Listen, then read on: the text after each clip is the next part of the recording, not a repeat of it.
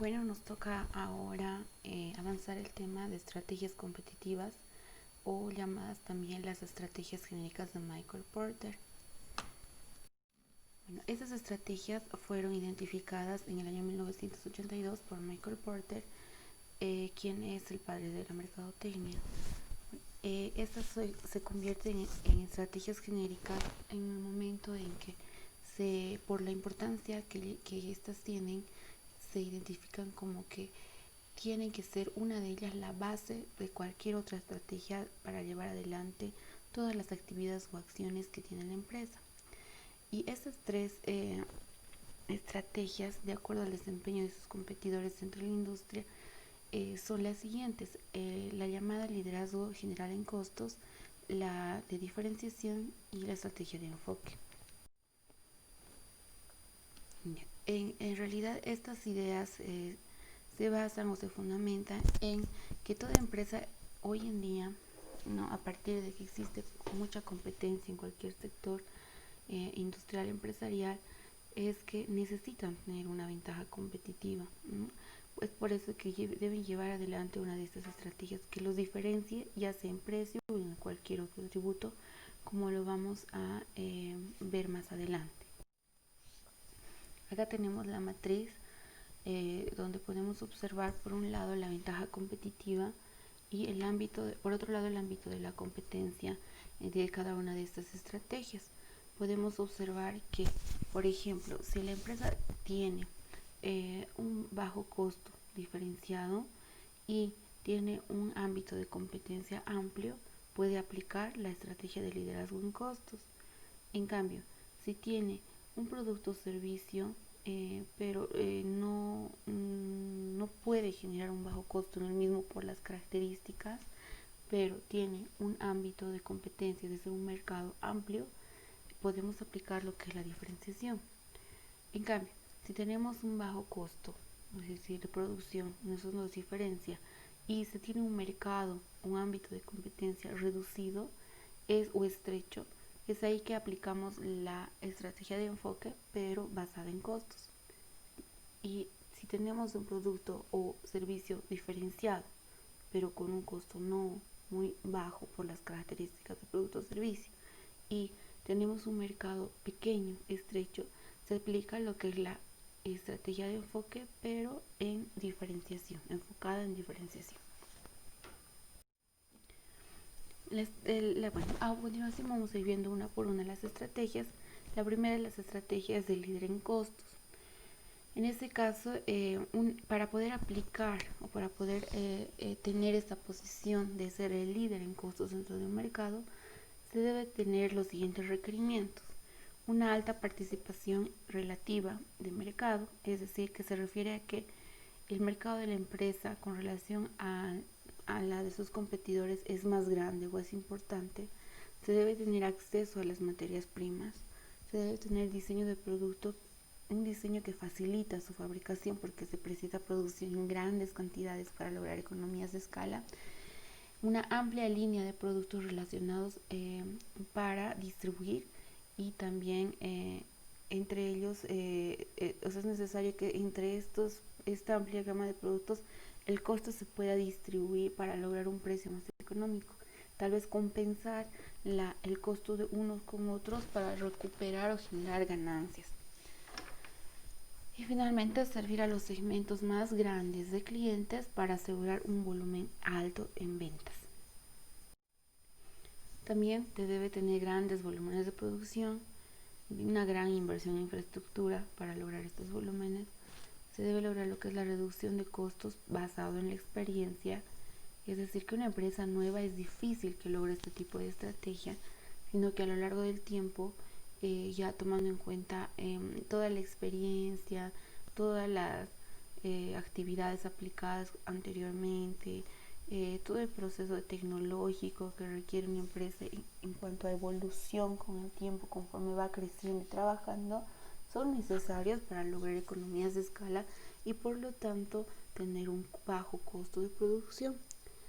Se debe tener rígidos controles de costos y gastos indirectos, como por ejemplo se debe presupuestar bien y ver si es sumamente necesario, por ejemplo, invertir o gastar en fuerza de ventas, en publicidad, se debe en investigación y desarrollo, en servicios, etcétera. Debe tener una fuerte atención administrativa al control de costos. Y el bajo costo en relación a sus competidores es el tema que recorre toda la estrategia. La calidad, el servicio y otras áreas no son ignoradas, pero se cuida esos aspectos, pero la prioridad de la empresa es generar bajos costos para poder mantener niveles de precios, el precio más bajo del mercado en realidad, y dar lugar a esta estrategia.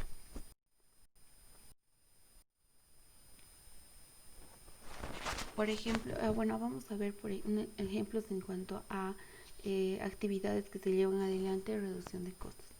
Las fuentes de la ventaja en costos, es decir, ¿en dónde se encuentra el origen de la citada ventaja? En las mencionadas economías de escala. ¿Qué se entiende por economías de escala?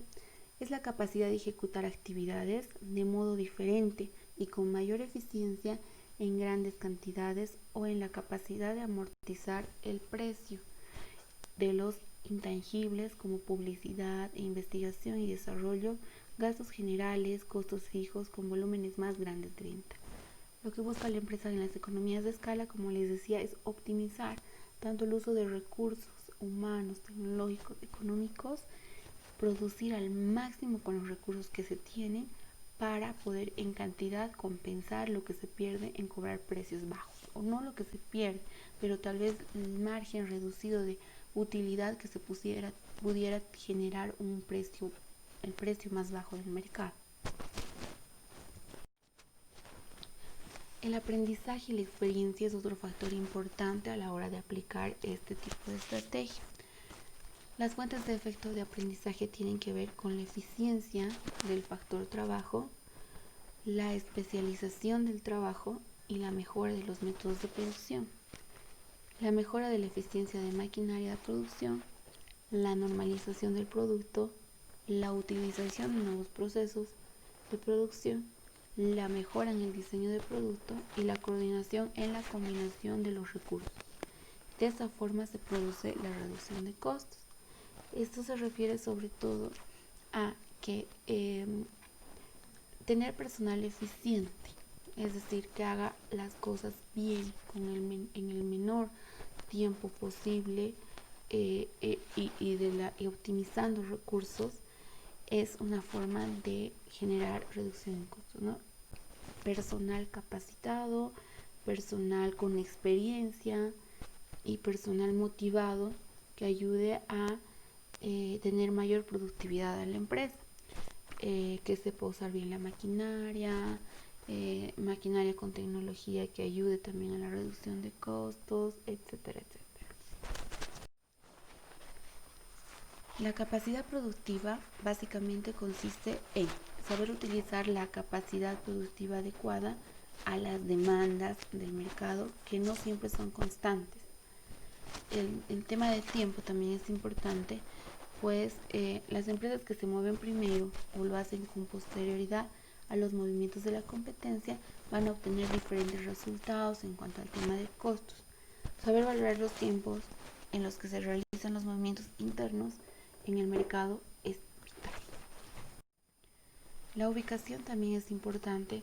Hoy en día la elección de la ubicación correcta es una clave para la reducción de costos, tanto porque podemos encontrar mano de obra económica, o si está más accesible el tema de materias primas, nos ahorramos en logística, para tener una mejor distribución nos ahorramos también temas de transporte o tasas de transporte, etcétera. Entonces es clave también saber en qué lugar va a estar ubicada la empresa, o si en el país o región donde está ubicada la empresa es posible abaratar costos, ¿no? Por ejemplo, en temas de impuestos, etcétera, varían de acuerdo a cada país, varían dependiendo del tipo de producto. Hay que hacer ese tipo de análisis previamente.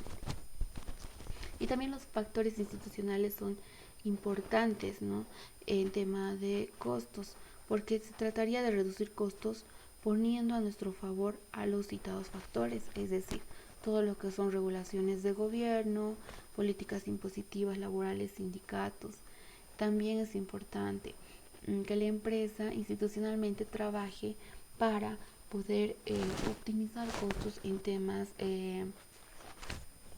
sociales, de responsabilidad con sus trabajadores y con la sociedad donde desempeña su labor. Sabemos que, por ejemplo, los impuestos, dependiendo de uno cómo constituye la empresa, pueden variar, que también las obligaciones con los trabajadores, dependiendo del tipo de contratos que va a brindar, también pueden variar.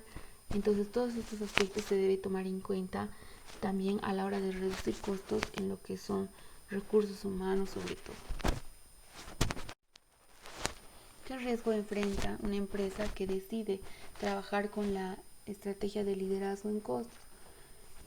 En primer lugar, puede producirse, por ejemplo, un cambio tecnológico y que pueda anular este avance tecnológico el efecto de la experiencia y aprendizaje.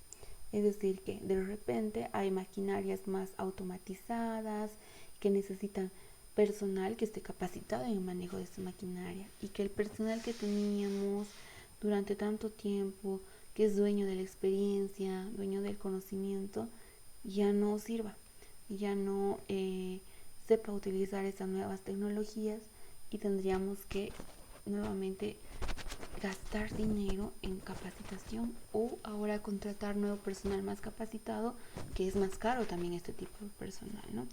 Entonces, de esta manera, otras empresas a veces logran optar por estas nuevas tecnologías que les resulta más barato, que abaratan mano de obra, porque son más automáticas, tal vez necesitan ya menos personal cuando adquieren este tipo de maquinarias. De esta manera la competencia nos gana en costos y ya no podemos o ya no es rentable tener el precio más bajo del mercado.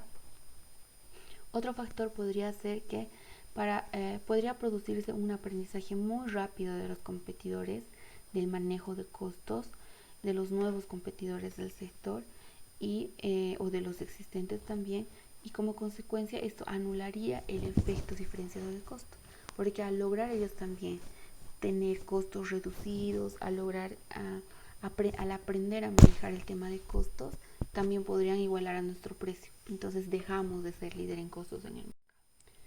Y también puede ser la falta de atención a la reinversión en equipo moderno, el tema de no gastar en modernizaciones o no detectar cambios en el producto o en su comercialización, podría tener fijada la atención por tener, mejor dicho, una atención fijada en el costo, descuidamos el tema de modernización, rediseño, atracción en el mercado y deja de venderse nuestro producto porque al cliente ya le ha dejado de parecer interesante. Hemos tenido mucha ausencia tal vez en innovación del producto, servicio o el tema de comercialización.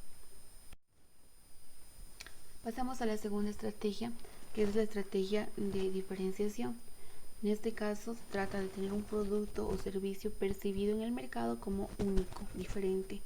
Se hace énfasis en el diseño e imagen de la marca. Se hace también énfasis en el desarrollo en tecnologías. Se tiene una preocupación especial en el servicio y una preocupación también en la cadena de distribución, etcétera. Este factor diferenciador se puede encontrar en cualquier aspecto de la empresa, en uno o en varios, que en su conjunto logren que el producto sea percibido como único y diferente a lo que existe actualmente en el mercado.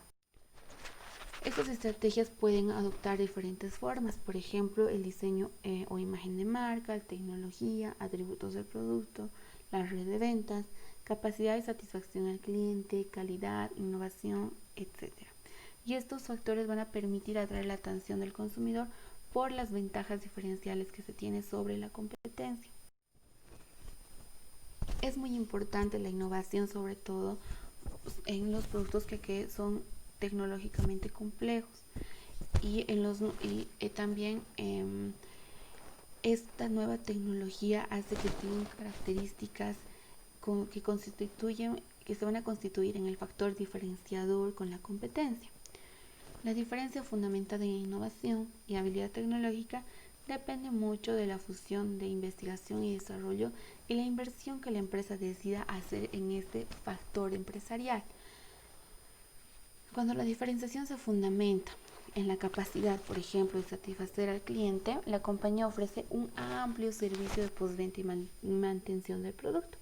Es decir, yo ofrezco un producto tal vez similar a la competencia y donde me voy a diferenciar o donde voy a marcar la diferencia con la competencia es en el servicio, ya sea desde la atención al cliente, que puede ser otro factor, pero tener un servicio postventa de atención de reclamos, consultas, dudas, servicios de mantenimiento, garantías, hacen o logran que nuestro producto tenga una ventaja para compara con la competencia. Otro factor importante que puede marcar la diferencia, y ya lo mencioné anteriormente, es la mejora en el servicio al cliente. Y esto también va a depender de la calidad del área de ventas, es decir, de todo aquel personal que tiene contacto con los clientes. La amabilidad, el buen trato, la comodidad, la facilidad de adquirir ese producto o servicio puede marcar una gran diferencia al momento en que el cliente tenga que elegir entre un producto u otro. Y este también se puede constituir en un factor diferenciador para con la competencia. Y también, un diferenciador lo que trata es de mantener costos bajos, ¿no? Aún así, estemos muy cerca del líder para que los precios de un diferenciador no excedan lo que los clientes están dispuestos a pagar. Si bien con un factor diferenciador no se puede ser líder en costos, como en la otra estrategia, porque este factor diferenciador tiene un costo, ya sea en contratación de personal, capacitación, contratación de nuevas tecnologías y gastos en investigación y desarrollo, etcétera, no permiten que el precio sea el más bajo del mercado, pues esta diferenciación genera también un valor agregado para el cliente, por el cual el cliente está dispuesto a pagar un poco más.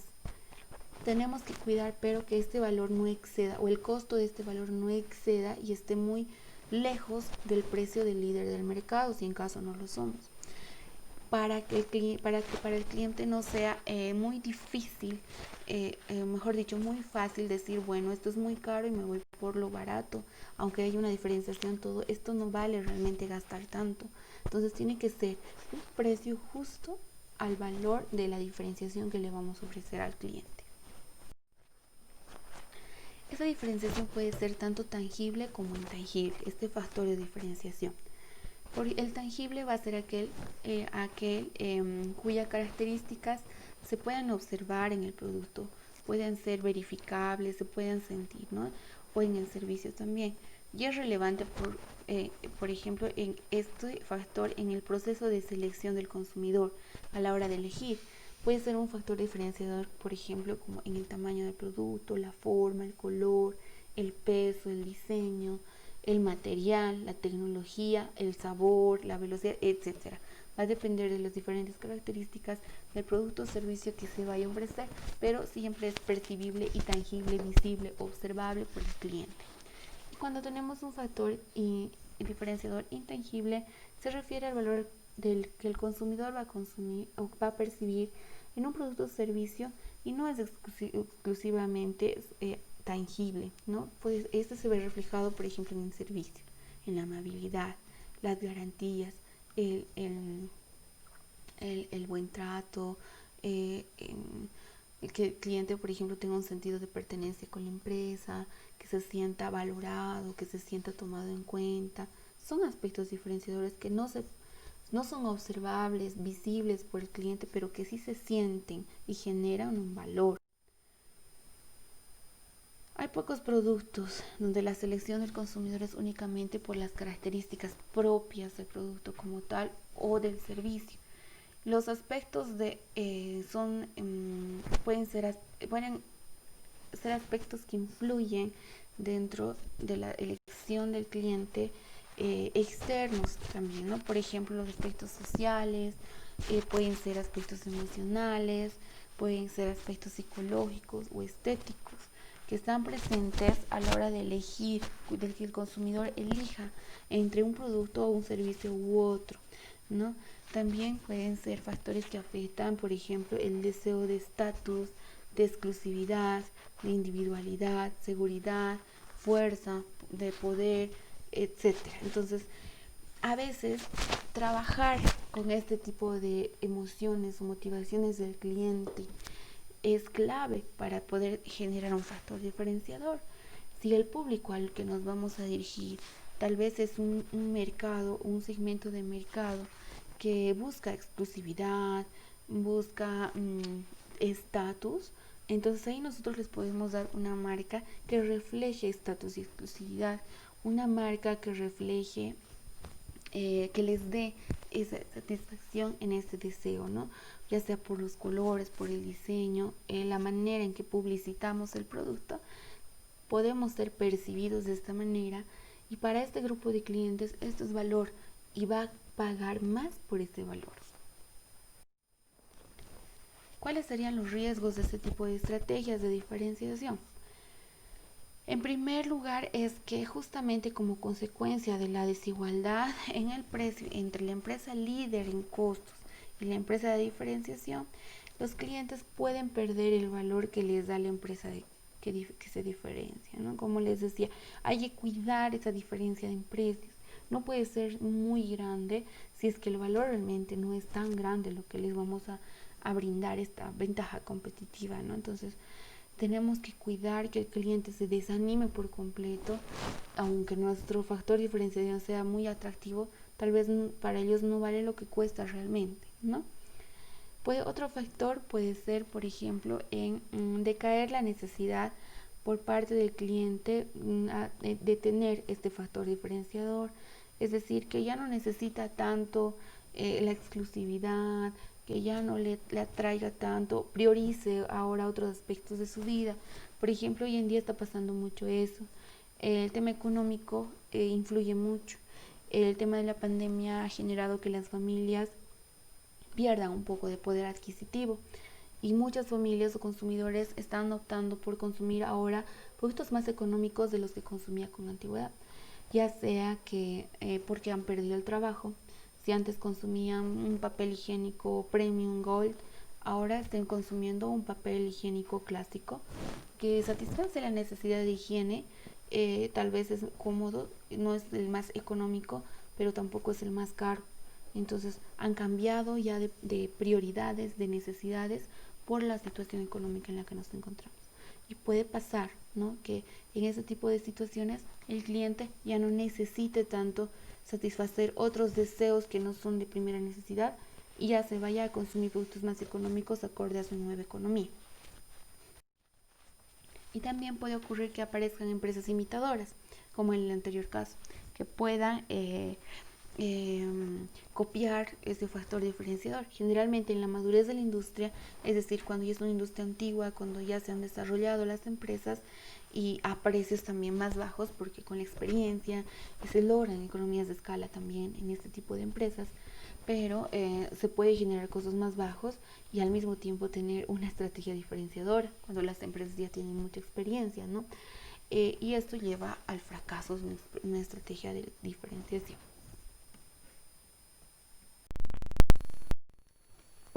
Y tenemos la última estrategia, que es de enfoque, que dentro de esta estrategia podemos encontrar las dos categorías anteriores. ¿En qué se va a diferenciar esto? En que ya no nos dirigimos a un mercado grande, ya no nos dirigimos a un número grande de clientes, sino que aplicamos las estrategias, ya sea de liderazgo en costos o de diferenciación, en un mercado más reducido, a un número de clientes más pequeños, pero con necesidades más específicas y comunes entre ellos. Entonces trabajamos en sí en nichos de mercado. En este caso, la empresa debe elegir un grupo de clientes reducido con características más específicas y comunes entre ellos, necesidades tal vez de productos o servicios mucho más especificados a sus necesidades personales. Es ahí donde decimos que trabajamos con nichos de mercado.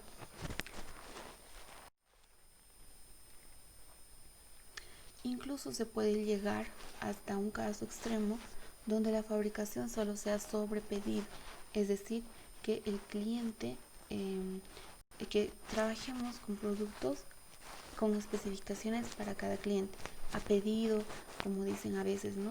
Entonces, en este caso, cada cliente se constituye en un segmento o en un nicho. Y también otra forma de enfocarse puede ser dirigirse a varios segmentos, pero que de forma individualizada por cada segmento y al final se pueda competir como fuera en un sector, ¿no? Se puede dirigir a un sector o a un grupo de segmentos, pero con una estrategia para cada grupo pequeño de sus clientes. Se utiliza habitualmente esta estrategia, por ejemplo, como una oportunidad o una cuña para poder introducirse a un sector más grande posteriormente. Generalmente se ponen o se buscan los puntos débiles en los cuales la competencia no ha puesto atención. Entonces las nuevas empresas tienen la posibilidad de empezar por estos sectores o grupos de clientes que todavía no han sido atendidos. Y posteriormente poder crecer y ir entrando en más segmentos hasta lograr incorporarse en un mercado más grande.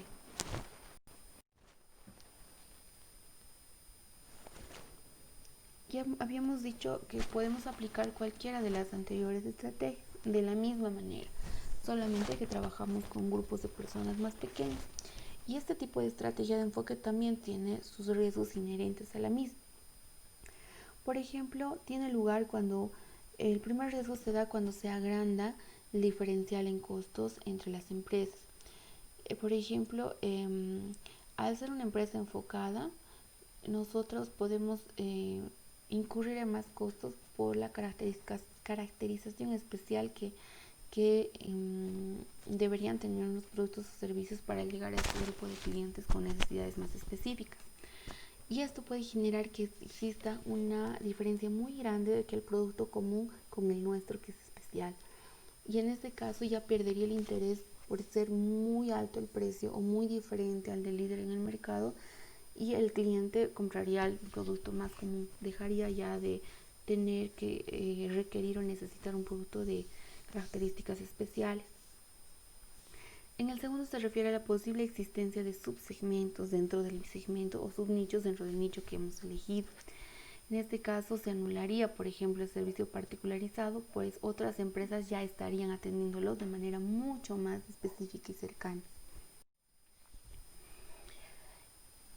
También puede darse la situación de estar atrapados en la mitad, ya sea no en costos ni en diferenciación. No puede pasar que estemos posicionados en la mitad. En este caso, Porter entendía esta situación, que sería la situación de aquellas empresas que no habían seguido con éxito ninguna de las anteriores estrategias, ¿no? Entonces no se habían enfocado del todo en liderazgo en costos, ni en diferenciación, ni enfoque, ya sea que lo hayan intentado o no, pero hayan quedado a la mitad, que sean como un híbrido estratégico, ¿no? La posición estratégica de las empresas atrapadas en la mitad es mala. Es mala ya que no pueden competir con ningún tipo de ventaja, ni en costos, ni en diferenciación, ni enfocarse en un grupo específico.